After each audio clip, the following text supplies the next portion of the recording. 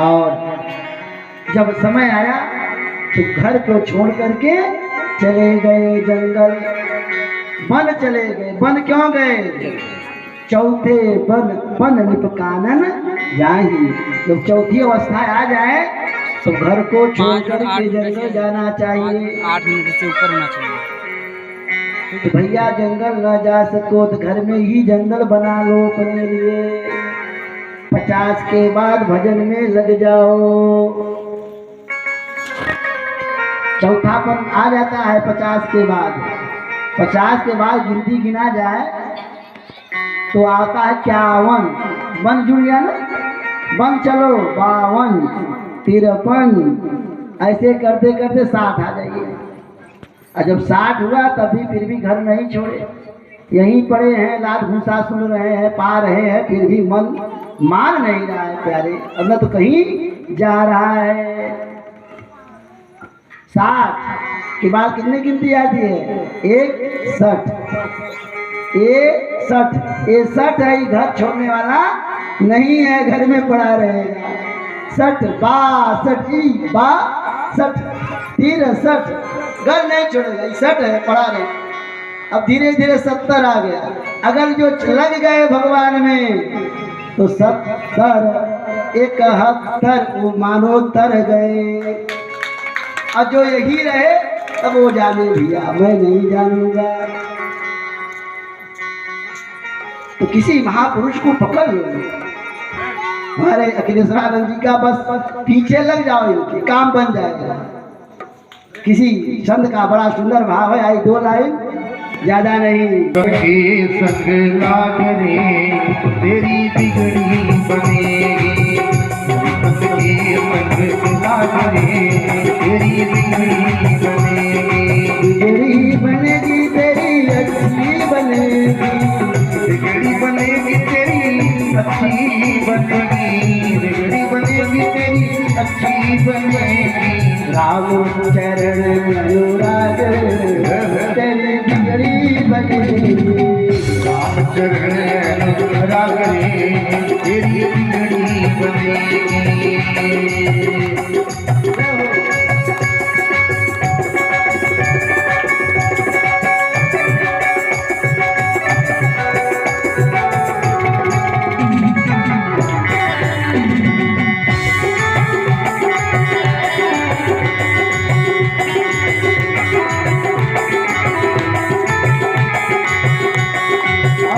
संग लग जाओगे क्या होगा? फायदा क्या है? कागा से तो ही हंस करेंगे, कागा से तो ही हंस करेंगे, कागा से तो ही हंस करेंगे, कागा से तो ही हंस करेंगे। भूल जाएंगे उनके भाग रे तेरी अच्छी बनेगी। उनके संग लाग रे तेरी अच्छी बनेगी, उनके संग लाग रे तेरी अच्छी बनेगी। लग जाओ, पकड़ लो किसी महापुरुष का, बिना महत्व आदर जोर से किसी संत का चरण पकड़ लो और उद्धार हो जाएगा। बोले भक्तवत्सल भगवान की।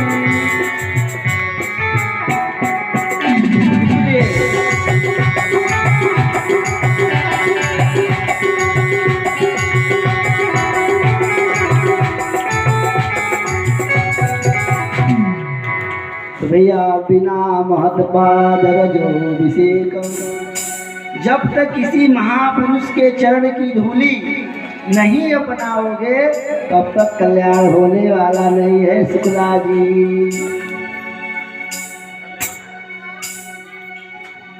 तो धूली क्या, कोई महापुरुष जाते रहे और पैर पकड़ के खींच के धूली लगा ले, गिर पड़े वो महापुरुष, हाथ मुंह टूट जाए, दांत साथ बहरिया जाए। नहीं, उनका संग करे, महापुरुषों का संग करे। वो महापुरुष कैसे हो? बहुत सुंदर आप लोग भागवत में सुने होंगे।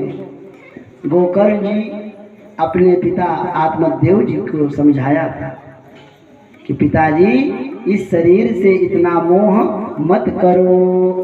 तो क्या करें बेटा? उन्होंने कहा भजन करो पिताजी, धर्मम भजस्व सततम त्यज लोक धर्मान, सेवस्य साधु पुरुषान जहि काम तृष्णा।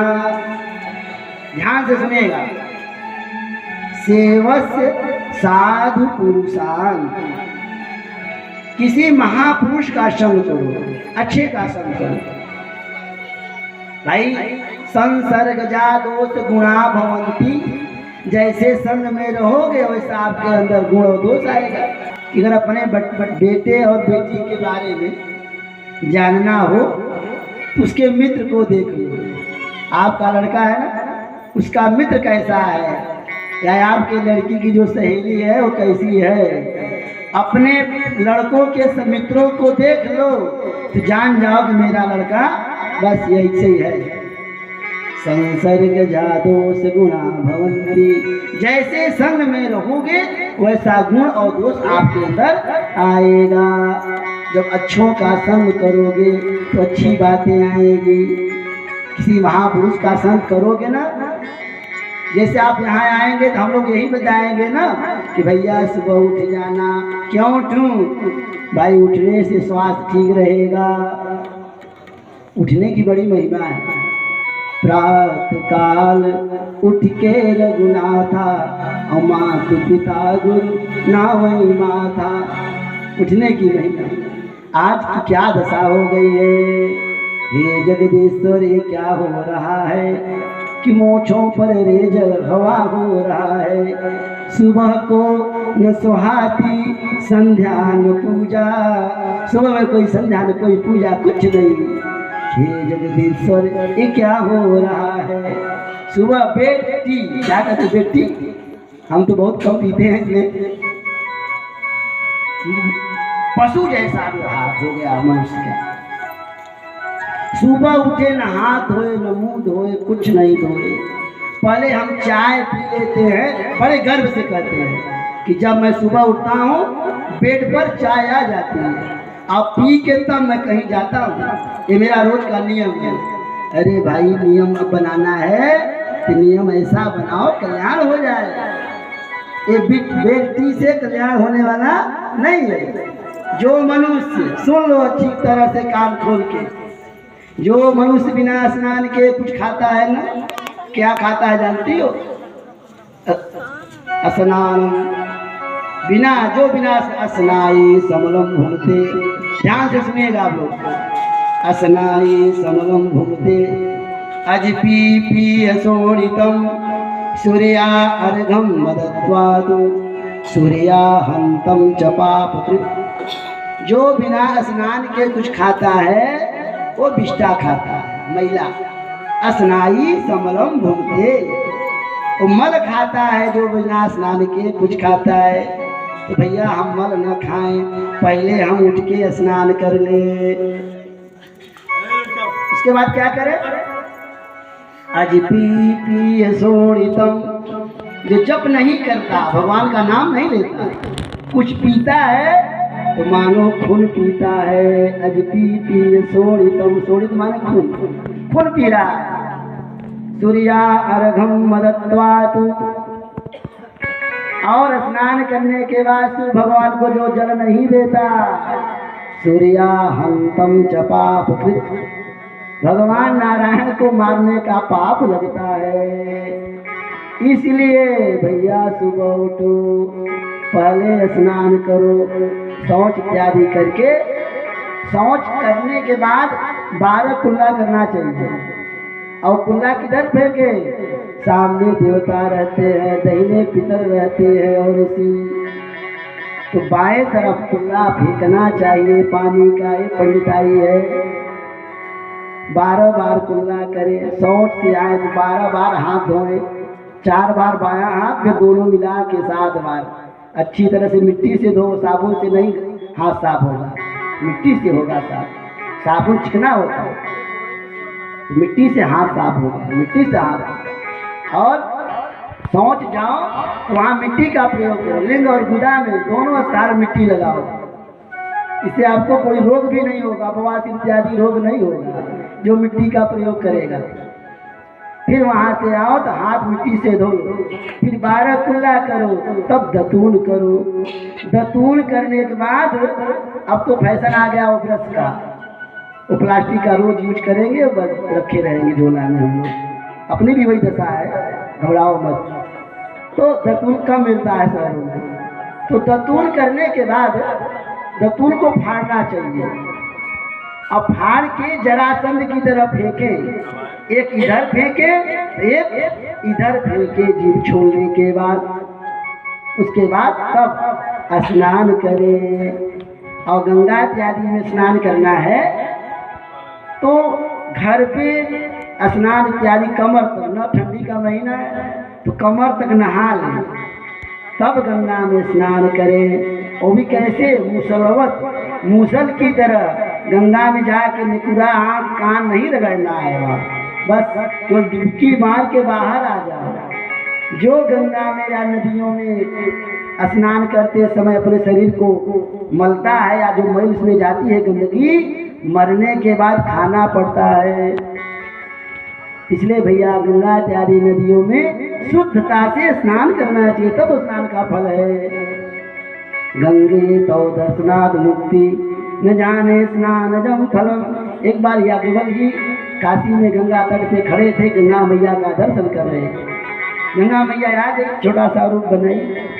मैया ने कहा बाबा सब स्नान कर रहे हैं, तू क्यों नहीं कर रहा है? उन्होंने कहा, मैया ने कहा मज्जंत मुनयः सर्वे तुम्हें कह क्यों न बज्जसी। सब स्नान कर रहे हैं, तू क्यों नहीं कर रहा? याज्ञवल्क्य जी ने कहा गंगे तो दर्शनात् मुक्ति न जाने स्नान जम फलम। अरे गंगा तेरे दर्शन से मुक्ति हो जाती है, स्नान का क्या फल होगा ये कौन जानता है? तो भैया गंगा के स्नान का, गंगा के सेवन का बड़ा फल है। जो मनुष्य अभी हमने बताया ना, अगर यमलोक न जाना हो 3 काम करो, यमराज के पास न जाना हो भैया 3 काम करो। क्या? भगवत गीता, गीता रोज पढ़ो, भगवान का नाम लो और गंगा का सेवन करो। गंगा नाम मात्र से योजना नाम सतैरपि मुच्यते सर्व पापेभ्यो विषयलोकम सगच्छति।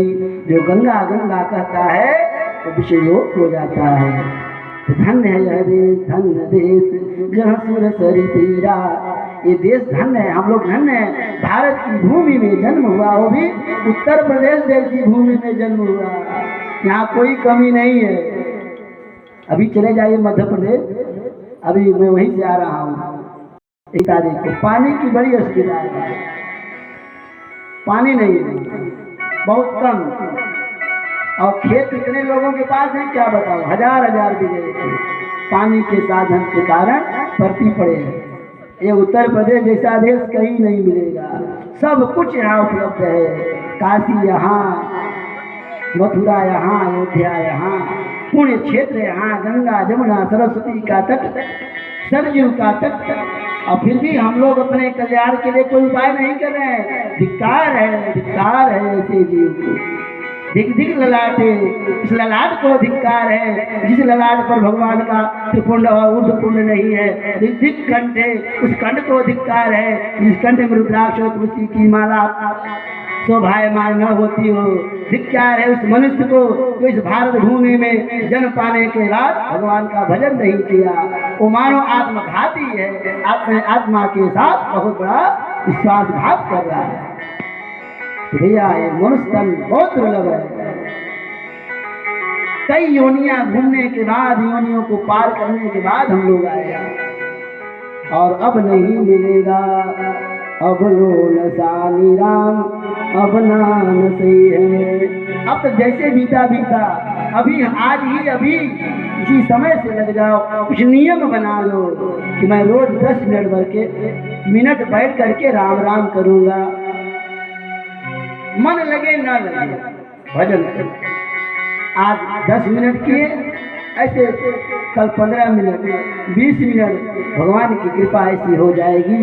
एक समय ऐसा आ जाएगा कि बिना राम राम के आपसे जिया नहीं जाएगा। भगवान की माया बड़ी विलक्षण है। माया तू न गई मेरे मन से। हम लोग कहते हैं ना हमारा है, सब अपना है।